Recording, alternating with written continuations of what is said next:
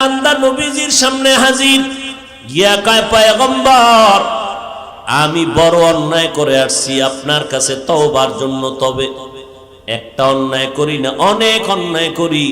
আপনি আমারে আস্তে আস্তে ঔষধ দিবেন, আমি আস্তে আস্তে ভালো হব। তুই কি অন্যায় করো? কয়, এক, আমি মিথ্যা কথা বলি, দুই, আমি জেনা করি, তিন, মদ পান করি, চার, আমি চুরি করি। কি করি? লোকটা সরল মনে গেছে ভালো অর্জন। তবে নবী আমারে 100 ঔষধ দিলে জাগাত মরে যাব, ফাঁকে ফাঁকে আমাকে দিবেন, আমি একটা একটা ছাড়বো, ভালো হব আস্তে আস্তে।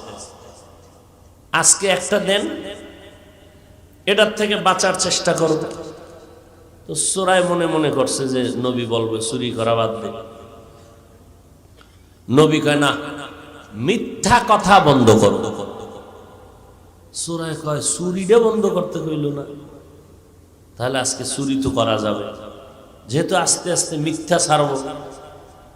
নবী আমাকে চুরি বন্ধ করতে বলেন নাই, নবী বলছেন মিথ্যা বলা যাবে না, তবে আজকের চুরি হবে বড় বরকতের চুরি।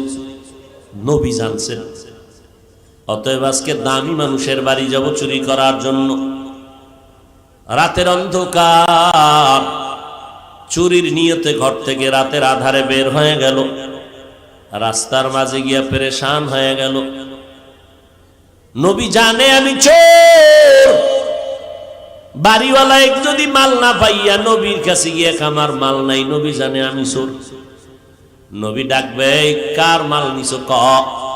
ওয়াদা তো নবীর সামনে দিছি, মিথ্যা বলা যাবে না, সত্যই বলা লাগবে না। নবীর সামনে দ্বিতীয়বার হাতে নাতে চোর হিসাবে দাঁড়াইতে চাই না। চোরায় চুরির বাড়ির থেকে রাস্তা বন্ধ করে নিজের ঘরে রওনা, না চুরি করে নবীর দরবারে যেতে চাই না। ঘরের মধ্যে গিয়া মদের বোতল নিল, মদ পান করবেন, চিন্তায় পড়ে গেল। মায়ার নবী যদি আবার জিজ্ঞাসা করে, মদ কয় বোতল পান করেছিস? নবীর সাথে ওয়াদা দিছি, মিথ্যা বলা যাবে না, স্বীকার করতে হবে। তো আমি আবার দ্বিতীয়বার ইচ্ছা করে নবীর হাতে ধরা পড়তে চাই না। মদের বোতল ফালায় দিল, জিনাও বন্ধ করে দিল। পরের দিন নবীর সামনে গিয়া ডাক দিয়া কয়, নবী আপনি শুধু আমার নবী না, মক্কা মদিনার নবী না, আপনি বিশ্ব নবী, সারা দুনিয়ার উম্মতের ডাক্তার। এমন একটা ঔষধ দিছেন, এক ঔষধে আমি পুরা ভালো হয়ে গেছি।